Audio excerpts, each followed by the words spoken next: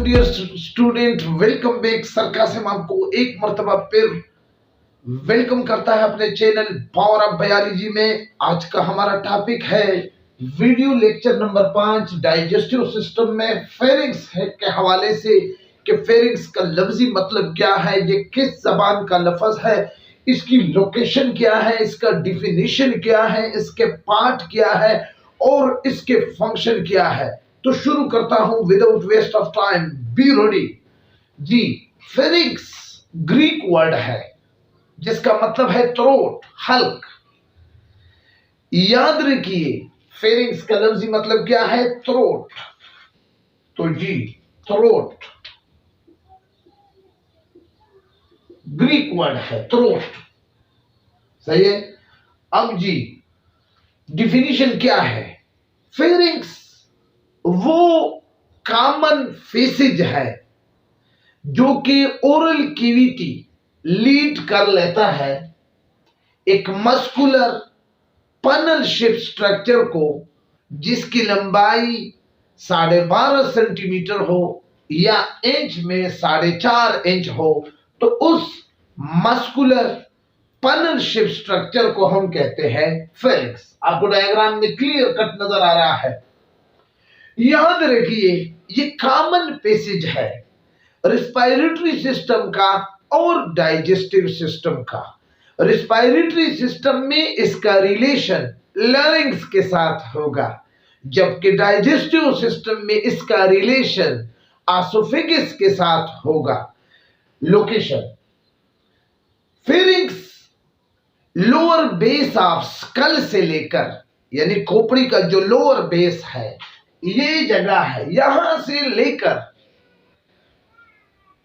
क्या है लरिंग्स तक, यानी 6 पेयर ऑफ सर्विकल वर्टिब्रा के साथ है, तक है। क्लियर। याद रखिए कि ये फेरिंग्स, इसके लोकेशन के बेस पर इनको हमने 3 बड़े पार्ट में डिवाइड किया है। एक पार्ट है नेजोफेरिंग्स, दूसरा पार्ट है ओरोफेरिंग्स और तीसरा पार्ट है हाइपोफेरिंग्स या लेरेंगोफेरिंग्स। ठीक है ना, क्लियर। लेरेंगोफेरिंग्स। तो जी फेरिंग्स का सबसे पहला पार्ट और सबसे इंपॉर्टेंट पार्ट नेजोफेरिंग्स है। जैसे नाम से जाहिर है कि नेजो का लफ्ज रिलेट करता है नेजल कैविटी से, यानी फेरिंग्स का वो पार्ट जो लेरिंग्स यानी नेजल कैविटी में होगा। याद रखिए नेजोफेरिंग्स इंटरनल नेजल से शुरू होकर सॉफ्ट पैलेट तक ये पार्ट रहता है। नेजोफेरिंग्स के अंदर लिम्फाइट मास भी है, जिसको हम कहते हैं एडेनाइट या नेजोफेरिंकियल टॉन्सिल कहा जाता है।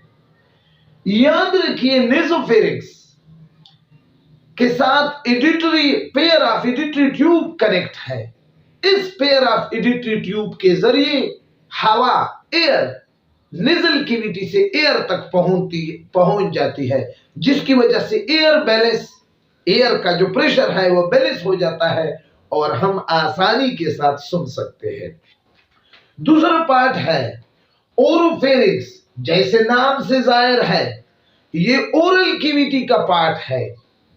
ये सॉफ्ट पैलेट से शुरू हो जाता है और वेंट पाइप का जो ओपनिंग है, जिसको एपिग्लाइटिस कहा जाता है, वहां पर खत्म हो जाता है। ओरोफेरिंग्स में भी लिम्फाइड टिश्यू है, पेयर ऑफ लिम्फाइड टिश्यू मौजूद है। एक को हम कहते हैं पेलेटाइन टॉन्सिल। पेलेटाइन टॉन्सिल को पेशियल टॉन्सिल भी कहा जाता है और दूसरा हमारे साथ है लिंगियल टॉन्सिल, जो जबान लोअर बेस, जबान के बिल्कुल आखिरी हिस्से में होगा। और जबकि पेलेटाइन टोन्सल टंग के लेफ्ट और बैक साइड पर मौजूद होंगे।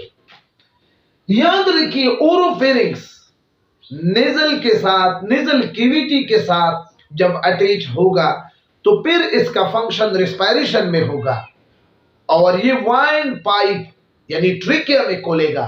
और जब नेजल ओरोफेरिंक्स का रिलेशन जब ओरल कैविटी के साथ होगा तो ये एसोफेगस में ओपन होगा। ये वो पार्ट है फेरिंक्स का जो दोनों कैविटीज में आपको ओपनिंग करेगा at the time of need. इसके बाद है लेरिंगोफेरिंक्स या हाइपोफेरिंक्स। याद रखिए हाइपोफेरिंक्स एपिग्लाइटिस से शुरू होकर लरिंक्स तक होता है। आपको पता है कि व्हाट इज लरिंक्स? लरिंक्स साउंड बॉक्स है, यानी जो आवाज आप जो सुन रहे हैं, यहां से मैं आवाज निकाल रहा हूं, ये जगह, ठीक है ना। ये हाइपोफेरिंक्स, चूंकि ये फेरिंक्स का लोअर मोस्ट पार्ट है जो कि 6 पेयर ऑफ सर्विकल वर्टिब्रिया तक पहुंचा है, तो इस पार्ट को हम कहते हैं हाइपोफेरिंक्स। ये भी डुअल फंक्शन करते हैं। जब नेजल कैविटी के साथ अटैच हो हाइपोफेरिंक्स तो ये एसोफेगस में खोलेगा, और जब लरिंक्स के साथ, जब ये नेजल कैविटी के साथ होगा तो लरिंक्स में खोलेगा, और जब ओरल कैविटी के साथ होगा तो फिर ये एसोफेगस में जाकर खोलेगा। ये लोअर पार्ट है। अब जी आखिर में फंक्शन याद रखिए कि ये एक कॉमन ट्यूब है। ये डाइजेस्टिव फंक्शन में फूड के लिए डाइजेस्टिव फीसिड प्रोवाइड करता है, जिसको हम कहते हैं स्वॉल्विंग, यानी downward movement of food from oral cavity into oesophagus. इसमें कोई डाइजेशन नहीं होगी, इसमें किसी किस्म की मैकेनिकल और केमिकल डाइजेशन होगी। ये सिर्फ पाथवे है। तो ये रिस्पायरेटरी डाइजेस्टिव फंक्शन इसका डाइजेस्टिव फूड के लिए पाथवे है, और रिस्पायरेटरी फंक्शन में ये एयर के लिए पाथवे प्रोवाइड करते हैं, और प्रोटेक्शन भी करता है। फूड को बिल्कुल सॉफ्ट एंड साउंड मैनर में एसोफेगस तक पहुंचाने का काम भी क्या करता है? फेरिंक्स करता है। It provide protection for food. हवा को भी प्रोटेक्ट करते हैं मुख्तलिफ किस्म के अनसुटेबल कंडीशन से।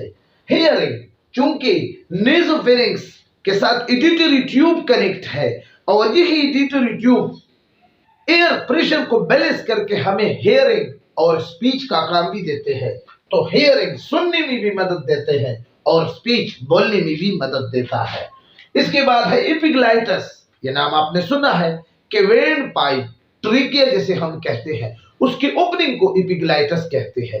ये उस वक्त खोलेगा जब एयर नेजल कैविटी से किधर जाएगा? ट्रिकिया के अंदर जाएगा, और वरना अदरवाइज ये बंद होगा। इसके बाद है इस्तेमस। इस्तेमस वो कंडीशन है, इस्तेमस वो कंडीशन है कि अगर कोई शख्स नोज के जरिए रिस्पायरेशन नहीं कर सकता तो वो माउथ के जरिए भी रिस्पायरेशन कर सकेगा।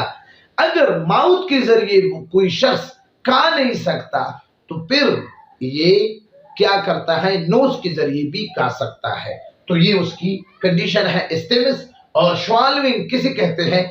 जब फूड डाउनवर्ड जा रहा हो, यानी एसोफेगस की तरफ जाएगा, डाउनवर्ड मूवमेंट ऑफ फूड, तो उसको हम कहते हैं स्वॉल्विंग। ये फेरिंक्स पर मैंने आपके लिए हर लेवल के क्लास के लिए खूबसूरत लेक्चर तैयार की है। उम्मीद करता हूं कि ये आपको पसंद आएगा, ठीक है ना। इसके अलावा इसमें बहुत ज्यादा डिटेल है। फेरिंक्स बहुत ज्यादा बॉडी के अंदर स्ट्रक्चर के साथ अटैच है, जैसे टंग के साथ भी फेरिंक्स अटैच है, मैंडिबल के साथ भी अटैच है, हाइड बोन के साथ भी अटैच है, थायराइड ग्लैंड के साथ भी अटैच है। बहुत सारी चीजें हैं, लेकिन ताहम आपके कोर्स के लेवल के मुताबिक आपके लिए ये फेरिंक्स इतना ही है। अपने दुआओं में याद रखिए। इंशाल्लाह next video lecture number 6 oesophagus पर होगा, देखना न भूलिए। इंशाल्लाह पावर ऑफ बायोलॉजी में हम आपको क्वालिटी और क्वांटिटी दोनों प्रोवाइड करते हैं। आखिर में आप इनसे स्क्रीनशॉट निकालें, ये आपके लिए बहुत सूटेबल होगा। Thank you for watching. अपने दुआओं में याद रखिए। खुदा हाफिज।